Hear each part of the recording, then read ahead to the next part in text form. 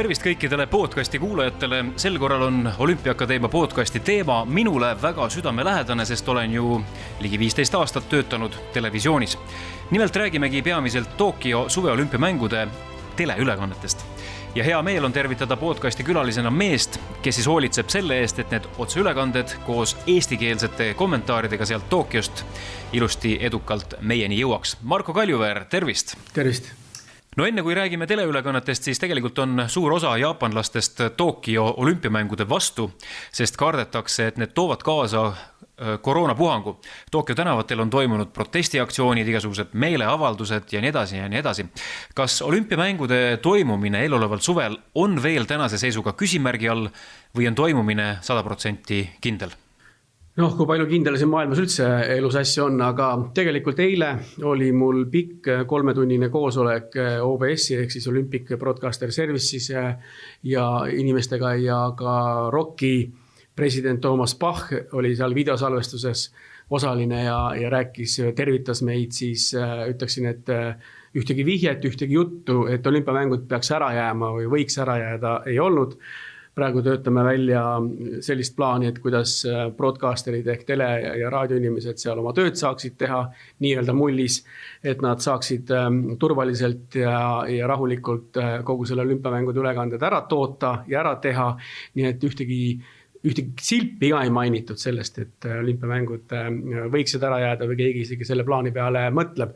Nii et ma arvan, et Eesti ajakirjanduses on kohati selline kõmmu otsimine ka ikkagi, et selge see, et olukord maailmas on väga pandeemiline ja väga ärevust tekitav, aga tegelikult on meetmed võetud kasutusele ja paljud riigid Euroopas ju hoopis avanevad ja lähevad nagu taas üritavad minna siis normaalsesse rütmi tagasi. Nii et meil käib töö ainult Tokyo olümpiamängude ülekannete tegemise nimel. Tokyo suveolümpiamängud toimuvad eeldatavalt siis 23. juulist kuni 8. augustini ja ma saan aru, et iga päev näitab siis Postimees Grupp mitmeid tunde otseülekandeid erinevatest spordialadest. Räägime siis sellest, et kui suures mahus ja millistest spordialadest siis otseülekanded meieni tuuakse? Lühidalt on see, et meil on 250 tundi spordivõistlustest ülekandeid pluss ava- ja lõputseremoonia tunnid kokku ja see ongi siis see maht, mida me üle kanname ja näitame ja loomulikult on peafookus ikkagi Eesti sportlastel, sest sellepärast ju sinna minnakse, kõik erinevad riikide telejaamad lähevad ikkagi eelkõige oma sportlasi kajastama, nii et ükskõik millisel spordialal me sinna pääseme, siis seda me nagu teleekraanil ka näitame, pluss siis loomulikult sellised suuremad alad, Eestis on loomulikult kergejõustikus hästi palju, aga kergejõustikuprogrammi toome ikkagi tervikuna vaatajateni. Samas on ka korvpallimängud, et korvpallimänge saab meil olema siin 3 mängu päevas, mis on selline paras hea koormus ja ujumist näitame, sest meil on siin üks noor ujuja tulnud väga andekas ja me ikkagi proovime tuua nii suure mastaabi ekraanile, kui me vähegi suudame ja oskame, nii et me näitame siis 250 tundi pluss ava- ja lõputseremoonia ja meid läheb sinna kokku tegelikult ka 9 inimest, et võiks öelda, et selline optimaalne arv. Meil oli isegi plaanis rohkem enne pandeemiat, kui see olümpiamängud edasi lükati, aga 3 inimest võtsime meeskonnast veel maha, nii et sellise meeskonnaga me sinna lähme. Kui suur meeskond läheb Kanal 2-st teie telemeeskonnast siit Tokyosse? Kas osa kommentaatoreid on teil ka siin Tallinnas ja on teil plaanis ka siin Tallinnas olümpiastuudio teha, kus arutatakse siis põnevatel teemadel või kogu olümpiaprogramm ikkagi tehakse Tokyos? Tegelikult sellist stuudiot, et kus oleks olümpiastuudio, me saa nagu koha peal, meil on oma selline office, kus me tegelikult kõik pilt tuleb läbi office'i meil ja meil on siis nii-öelda inglise keeles öeldes dedicated mix zone kergejõustiku staadionil ja me kasutame ka sellised pop-up stuudiod niimoodi koha peal, kus me saame teha asju. Nii et Tallinnas on meil enamus kommenteerimine, meil on kergejõustiku staadionil, ava- ja lõputseremoonia staadionil on meil oma kommentaatori koht, kus siis Margus Uba ja Timo Tarve hakkavad kergejõustikku kommenteerima, lisaks veel eksperdina on Erki Nool ja staadionil olen ka siis mina seal mix zone'is. ning Tallinnas me teeme siis kokkuvõtted päevas reporteri nagu sees, võtame siis selle päeva kokku läbi eestlaste vaatevinkli ja tähtsamad spordialad, või tähtsamad sündmused, mis konkreetselt olümpiapäeval juhtuvad, nii et jah, see töö on mitmekesine. Millised otseülekanded võiks olla need kõige suuremad, ütleme siis vaatajamagnetid, milliste alade osas on oodata kõige suuremaid vaatajanumbreid? No kindlasti avatseremoonia on alati olnud selline pärl olümpiamängudele, ükskõik kas suve või taliolümpia puhul. See kindlasti saab olema vaadatav, kuigi meil on 6 tundi aja vahet, et meil reedesel päeval olümpiamängud avatakse 23. juulil ja see on kell 2 päeval, me kordame ka, aga üldiselt avatseremooniad on sellised hästi vaadatavad. Ja teine asi, kui ikkagi eestlane, ka siis maadleb näiteks olümpiafinaalis või teeb sellist kõva võistlust ja on täiesti tippkonkurentsis, et see pakub ikkagi eestlastele huvi. Ja mäletan selgelt näiteks, kui me näitasime ETV2 omal ajal, kui ma töötasin Eesti Televisioonis, Eesti Rahvusringhäälingus, Heiki Nabi maadlust oli ETV2, siis selle reiting oli ka hästi suur.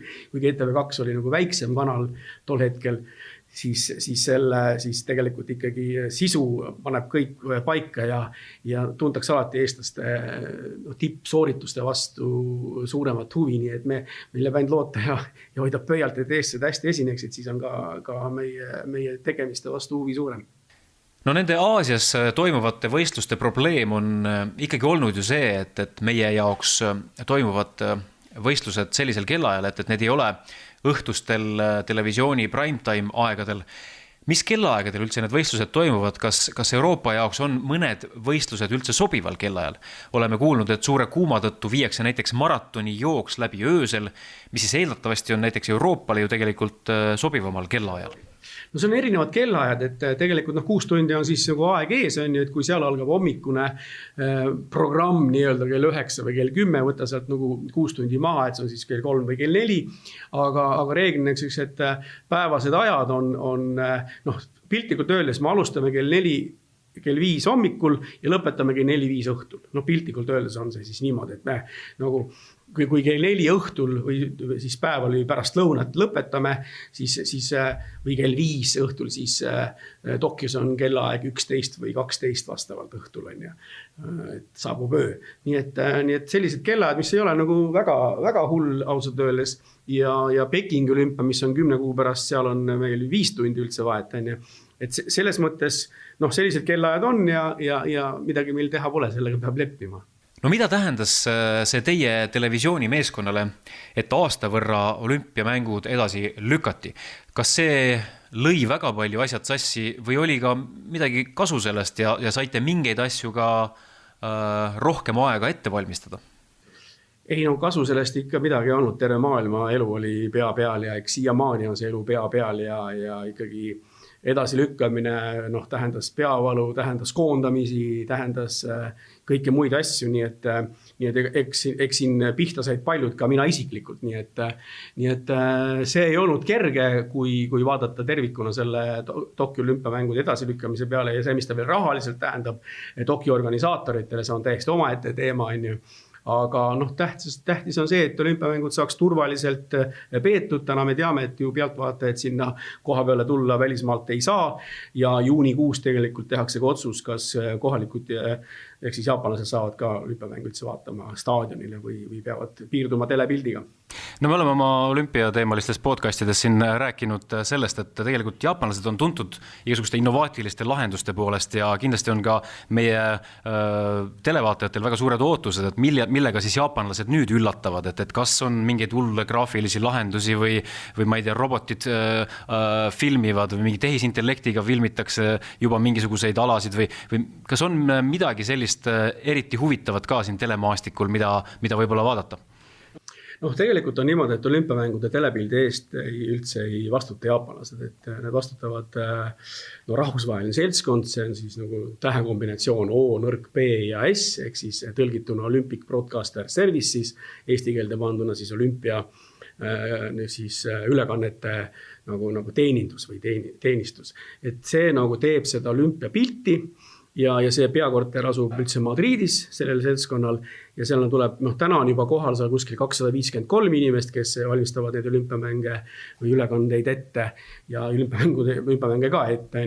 Et see on see seltskond, kes tegelikult teeb seda, selle on palganud rahvusvaheline olümpiakomitee selle seltskonna ja see on juba aastaid, kui mitte aastakümneid olnud ROK-i partner. Loomulikult see tehnoloogia areneb nii kiirelt, et iga kord mõeldakse midagi uut, midagi selliseks täiendavat, tehnoloogilist vidinat on ju, mis on võimalik lahenduse teha, rääkimata ekraani splittimistest ja kuhu võid reklaami sisse panna ja kõik muid asju. Et ka mina ei oska isegi tehnoloogiliste nüansse nii selgelt nagu välja öelda, aga widgetid, kõik mis seal tulevad, ehk siis sellised äpid, kuhu jooksevad siis otse tulemuste datad ja tulemused sisse, et kõik need on sellised, tõesti iga kord nad arenevad ja iga kord peab ennast ka kurssi viima, et teada, mida tellida selleks, et see ülekannete tegemine oleks lihtsam ja turvalisem ja rahulikum. Nii et seda küll, et kogu aeg midagi mõeldakse välja. Et see teeb ühes küljest ka elu huvitavamaks, aga mõnikord ka rohkem peavalu. No tehisintellektil töötavad kaamerad siin Eestis juba filmivad, et Levira katsetab neid esiliiga korvpalliülekannete juures, et kas see maailmas suund liigub selles suunas, et mingil hetkel me ei pea iga kaamera taha mingit kaamerameest enam panema, et ikkagi mingid asju juba ju ka liikuvad kaamerad, mida juhitakse kuskilt mujalt, et midagi seal juba toimub selles vallas, eks? Üks maailm sinnapoole liigub küll, aga samas sellised iluvaated, beauty shotid või kuidas see nimetatakse, et nende peal võib küll olla selline ilma kaamerameheta, aga tegelikult täna, kui vaadata spordi dünaamikat, liikumise kiirust ja kõiki neid vaateid, siis ikkagi on inimesed kaamerate taga. Et see maandab ka riskid ära, et ega siis tehnika võib ka üles öelda, et ega lõpp kokkuvõttes, kui tehnik ütleb üles, siis tuleb ikkagi inimene selle töö ära tegema. Nii et ma arvan, et täna on seal ikkagi kõik kaamerad enamuses ikkagi inimestega, operaatoritega kaetud. No olles vaadanud väga palju aastaid olümpiamängude avatseremooniat, mis on siis suur publikummagnet, mida vaadatakse, mida vaatavad ka tegelikult need inimesed, kes ei ole võib-olla kõikide ülekannete juures ja ei ole spordifännid, siis alati spekuleeritakse, et kes võiks siis süüdata nüüd olümpiatule, eks, et seal avatseremoonial. Kuidagi tundub loogiline, et jaapanlastel võiks olla see robot, mis selle süütab. Jah, absoluutselt, miks ka mitte, kuigi tahetakse ikkagi näha, et kes see inimene on ja üldse me ei tea avatseremooniast täna ju midagi. Et kui ma ütlesin enne ka, et juunis selgub, kas üldse publikut lastakse staadionile kohalikku, siis mis saab üldse avatseremooniast, et sinna kindlasti ei tule nii palju rahvast, kui enne pandeemiat on ju mõttes suuri delegatsioone, aga riigid, delegatsioonid peavad seal ikkagi avatseremoonil olema, mis seal tuleb, mis seal on.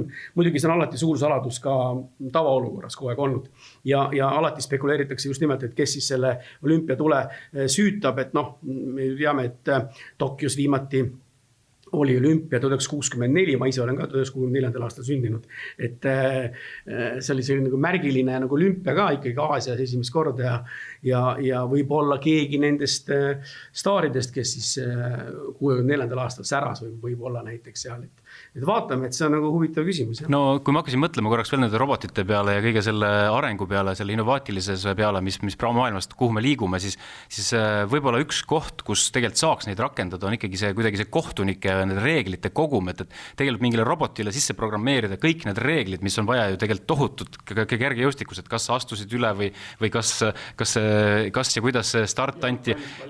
Täpselt, et võib-olla seal on võimalik ka kuidagi seda rakendada, kuigi mitte veel Tokyos, aga võib-olla kunagi tulevikus me seda näeme. Ei, muidugi, et kõik see, mis teeb mängu ausamaks, on ju, mis teeb mängu kindlamaks, et oli üleastumine või olnud, kas kolmikhüppes sul see teine samm läks maha või läinud see jalg, on ju, mis iganes, et neid asju on hästi palju ja täpne ka tuule mõõtmine, et ei oleks 2,1 meetrit sekundis tagant tuul, mis tähendab, et rekord, mis näiteks püstitati, ei loetagi ära, et kõik oleks väga, väga täpne. Nii et selles mõttes ei, ma arvan küll, et midagi seal on, et ma muidugi kõiki nüansse, täna tehnilisi nüansse ju ei tea, mis seal on, et ma ei ole selle pilguga väga, väga uurinudki neid, aga neid saab kõik kätte.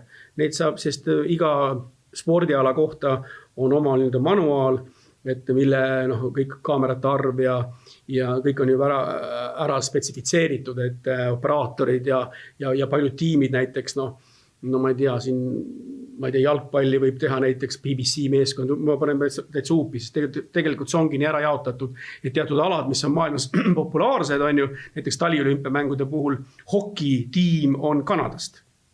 Sest Kanadas on hoki nii populaarne ja see telemeeskond on praktiliselt iganädalased üle päeva võib-olla teevad seal hokimänge, nad on nii käe sisse selle endale harjutanud, et samamoodi on ka kergejõustiku või üks tiim teeb avatseremooniat koos lõputseremooniaga, teine tiim teeb kergejõustikus hüppeid, kolmas nii-öelda feed siis, mis toodetakse või see telepilt, mis tuleb signaal, et keegi teeb jälle nagu neid jookse on ju seal, et see need tiimid on hästi ära jaotatud, sest seda mahtu on niivõrd palju, trenni tehakse ka veel enne ja võistlus ise, mis on ju kvalifikatsioonivõistlus ja finaalvõistlus ja pikk päev, et see on ära jaotatud hästi suure meeskonna vahel ära.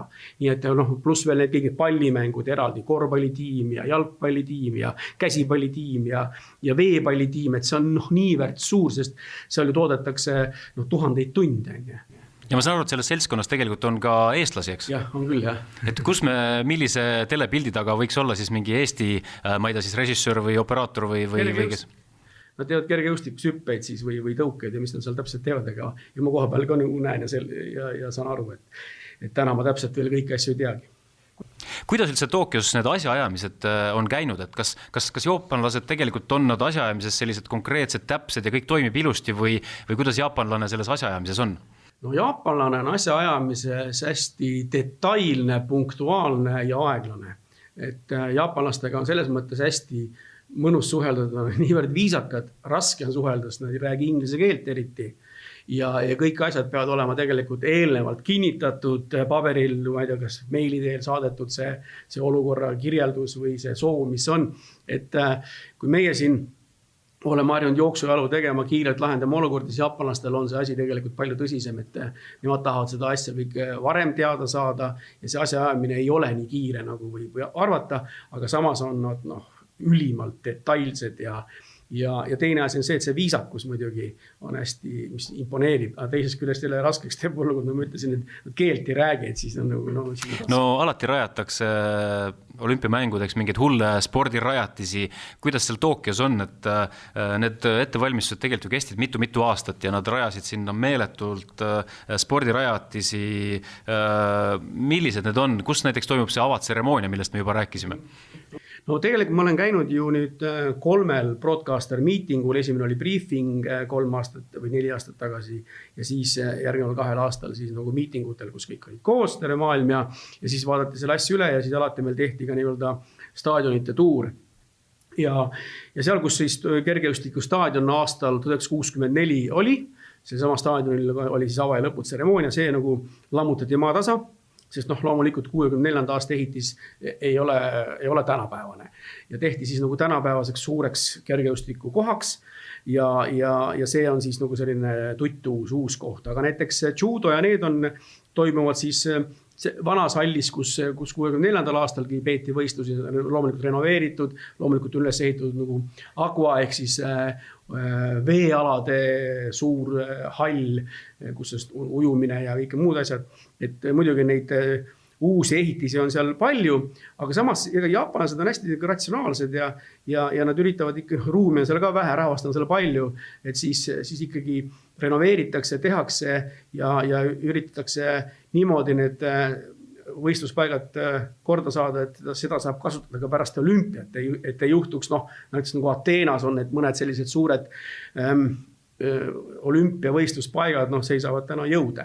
Et see on nagu puhas raha raiskamine. No sinna olümpiaküladesse ehitatakse igasuguseid, ma ei tea, nakatumised, tõrjekeskuseid ja plaanitakse iga päev testida seal koroonaviiruse teste, ma arvan, tuleb anda seal korduvalt, et olete te kõigeks oma meeskonnaga valmis, on see teie meeskond ka, ma ei tea, vaktsineeritud ja olete valmis kõike seda kadalippu läbima, nagu öeldakse? No see, nagu eile Toomas Pahka videotervitus ütles, et ega see vaktsineerimine ei ole kohustuslik, vaktsineerimine on solidaarsuselt nii-öelda rangelt soovitatav. Et mina veel ei ole vaktsineeritud, aga ma vaktsineerin ennast kindlasti ära. Ma tean, et minu tiimis enamus on juba vaktsineeritud, vähemalt esimene süst on kätte saadud. Nii et selles mõttes me läheme nagu, ma arvan, et vaktsineeritud meeskonnaga enam vähem sinna, aga teste tuleb meil ikkagi teha praktiliselt iga päev. et see on ka ette antud ja loomulikult me peame täitma kõiki neid, elame mullis põhimõtteliselt, peame ka täitma oma äpid ära, et sinna sisse kandma need marsruudid, kus me liigume, hotellist võistluspaika ja teleraadiokeskusesse ehk IBC-sse ja nii edasi, et need me peame kõik nagu ära tegema, nii et me enam-vähem teame, mis meid ees ootab, eks ma pean ka oma tiimiliikmetele eraldi selle juhised saatma, üle käima, me peame 96 tundi enne väljasõitu ennast testima ja 2 korda testima, viimane test on 72 tundi enne väljasõitu. Me peame selle tegema ja siis nii kui jõuame Tokyo Narita lennujaama, siis seal ka loomulikult testid ja nii edasi. Ühistransport esimese 14 päeva jooksul me kasutada ei tohi, ei tohiks käia ka suvalistes kohtades, et seda ei tohi, aga nii kui 14 päeva saab täis, oldud seal, kõik on vinks-vanks, et oled terve, siis võid juba ka jänesehaakja teha ja kuskile mujale ka nagu põigata. Aga esimese 14 päeva jooksul me seda teha ei tohi, oleme justkui karantiinis. No Marko Kalliver on väga paljudel olümpiamängudel käinud, et kas on kas või ligilähedane mingisuguse teise olümpiaga või see, mis nüüd tuleb, on midagi täiesti enneolematut, sest midagi nii suurt kontrolli ka tervise osas, eks ei ole kunagi olnud. Kas on mõned olümpiamängud, mis on kas või ligilähedasedki olnud nende piirangute poolest? No mäletan hästi, sest aasta 2002 Salt Lake City olümpiamängud Ameerika Ühendriikides aasta pärast seda 11. septembrit, kus kaksiktorne New Yorgis rünnati. Et pärast seda oli ju olümpiamängud aasta hiljem, siis oli küll turva väga tõsine, mis olümpiamängude ajal muutus väga lõdvaks, mäletan seda. Aga sellele küsimusele vastata, ma nagu võin siis, kui ma olen Tokyos ära käinud, et ei oska nagu öelda, et kindlasti on see erakordne, eriti erakordseks teeb see siis, kui näiteks kohalikud ei saagi staadionile võistlusi vaatama, sa praktiliselt teed siis nagu tühjade tribüünide ees seda võistlust, seda olümpiat, aga no mis siis teha? Ega elu on, ega see praegu on ju, räägime nagu asi on katk kõnnib mööda maailma ringi, et see on ju see olukord hetkel.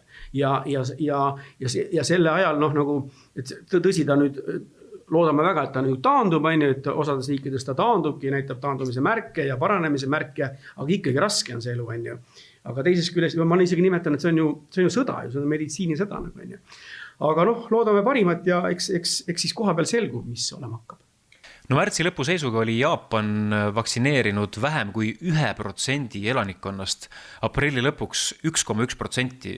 Ühesõnaga eriti madala tempoga käib seal see vaktsineerimine ja seal lubatakse ainult ühte vaktsiini Pfizerit. Arvestades, et kohale saabub 15 000 olümpia- ja paraolümpiasportlast, siis saab ikka olema päris huvitav vaadata, et kuidas ära hoitakse koroonaviiruse levik. No prognoosi järgi võiks Eestit Tokyo olümpiamängudel esindada umbes 40 sportlast. Suveolümpiamängudel on see olnud tegelikult üsnagi tavapärane sportlaste arv. Koondise lõpliku koosseisu peab Eesti Olümpiakomitee kinnitama siis hiljemalt 6. juuliks. No kui meie suurimatest medalinõudlejatest rääkida, siis on ilmselt need meie Eesti vehklejad. Neile on meil alati olnud väga suured ootused. Samas on meil suuremad võimalused ka kergejõustikus, näiteks odaviskaja Magnus Kirt või miks mitte võiks ju poodiumile jõuda keegi meie 10 võistlejatest. No eks ise vastasid need lootused nagu ära ka põhimõtteliselt, kes on tegelikult tegijad ja kellelt me midagi ootame ja loodame. Aga küsimusele, et mitu medalit me ära toome, ma ikka olen vaikselt mõelnud, et 3 medalit. Et miks mitte olla optimistlik. Ükskõik on ju, tähtis, et me võidaksime, kuld võiks ka olla, sest viimane olümpiavõitja, sa tead, mis aastast on meile? 2008, jah, Gerd Kanter. Et see on meie viimane olümpiavõitja. Just täna rääkisin muuseas Gerdiga kuskil pool tundi telefonis, täitsa juhuslikult.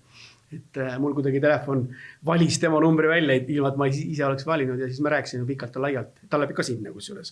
Ta läheb sinna Poola kettaheitjate koondise treenerina. Ja need kõik, keda sa nimetasid, Epp Mäe on ju, ja me tegelikult me veel lisaksime siia juurde võib-olla Peeter Olesk, ma ei tea, see on see olümpia kiirlaskja, et kuidas see võib välja kujuneda, ei tea, ta ju ühe maailmakariketapi ju võitis, et kõik on võimalik ja tegelikult sellised olümpia on selle koha pealt nagu vahva, et kui tavaelus sa vaatad seda jalgpalli ja kergejõustikku ja korvpalli, klassikalisi suuri populaarseid spordialasid, siis seal olümpial, mäletan selgelt aasta 2012 Londoni olümpiamängudel, kus meie siis kogu see tiim, kes seal stuudios tol hetkel oli, vaatasime Renna Pärnati vibulaskja võistlust, duell laskmist, see oli niivõrd põnev ja veel eestlane oli ka olümpia laskmises sees, et selles vibulaskmises, et niivõrd äge oli meil nagu lihtsalt elasime kaasa ja sealt sellised nagu eksootiliste alade, nii-öelda eksootiliste alade näitamine on ka meile selline hästi nagu teistmoodi natuke, ja samas on see ka see õhkpüstolist laskmine, see kiirlaskmine, olümpia laskmine, see on ka midagi, mida ju igapäevaselt ei vaata, on ju. Ja sulgpall on seal näiteks meil esindatud arvatavasti 2 inimesega ja vibust juba rääkisin, nii et ma ei tea, mida tegelikult vaja oleks ju, et keegi üllataks. Et ei oleks niimoodi, et me lähme ja räägime Magnus Kirdist. Aga nüüd on Magnus Kirdi ümber selline väga suur küsimärk, on ju.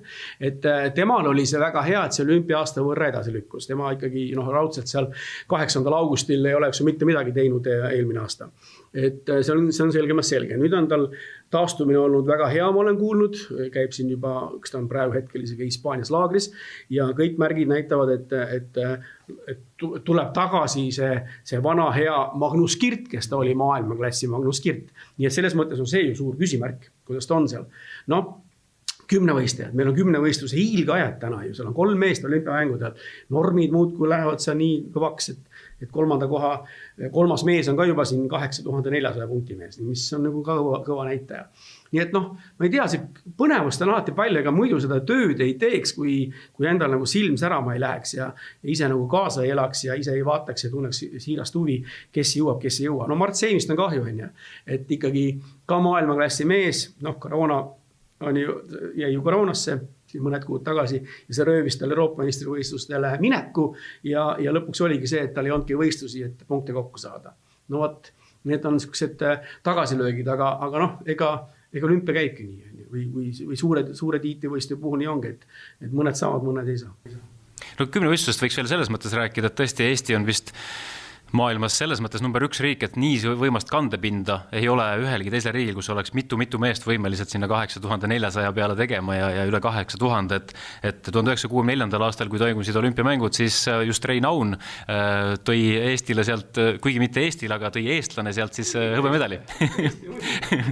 Ikka Eesti muidugi, et ega see liidumedalid kuulusid või liidukoondise eest okupeeritud väike riik, nagu me olime, et see on nagu nii. Aga seda pilti isegi mulle hästi mõned sekundid katkendid, kus on näha Rein Auna, on ju hõbe. Et tõepoolest, et see, ma ütlen veel kord, et väga oleks nagu lahe, kui keegi nagu üllataks, et ma ei tea, ega see, täna on üks, juba enne, kui Epp Mäe tuli Euroopa meistriks, ütlesin, et Epp on üks kangemaid nagu favoriite medali peale, aga sellel on omad ohud ka, et ega kõik juba ootavad, kõik juba loodavad, aga sinna saavad ainult ju maailma tipud. On ju. Seal ei ole nõrku vastaseid. Esimeses ringis võib ka juba ees oodata selline tegelane, et hoia ja keela. Nii et selles mõttes nagu peame jalad maas olema ja eks Epp tunnetab seda ka ja nüüd on tähtis see mentaalne, see vaimne valmidus, et kuidas sa saad selle pingega hästi hakkama. Kes oli nagu superpinge, nagu vend, kes talus pinget, oli ju Erki Nool. Sa ütlesid 10 võistajad. Miks ma muidu Erki Noole kaasa võtan? On ju? Sest kümpi on meil kõva ja Erki on ikka spetsialistide spetsialist, kes ei karda öelda otse, on ju, ta ütleb otse välja, ta väga selgelt analüüsib, mis siin oli hästi, mis siin oli halvasti, et seda on ka televaatajal nagu väga, väga vajalik ka kuulda. Et kergejõustik on loomulikult üks peaalasid ju olümpiamängudel, korvpalli ja ujumise ja nende kõrva suurte aladega, mis on suured alad. Aga need väiksed alad on ka pakuvad pinget. Ja näiteks ma isegi olen planeerinud täna veepalli finaali, sest see on ka midagi, eestlane on tulnud veepallis olümpiavõitjaks, on ju. Aga veepalli Eesti, see ei lähe üldse kokku. Aga näitakski just selliseid nagu ägedad värke, et seal on tavaliselt olnud niivõrd üliägedad veepalli finaalid ka. Nii et eks see töö on põnev, aga seda tööd on meil väga palju teha. Marko Kaljuveer, ma väga tänan teid nende sisukate ja huvitavate kommentaaride eest ja edu teile siis teleülekannete tootmisel. Tokyo olümpiamängud toimuvad siis oodatavasti 23. juulist kuni 8. augustini. Oleme endiselt suveolümpiamängude ootel. Kuulmiseni! Aitäh sulle ka!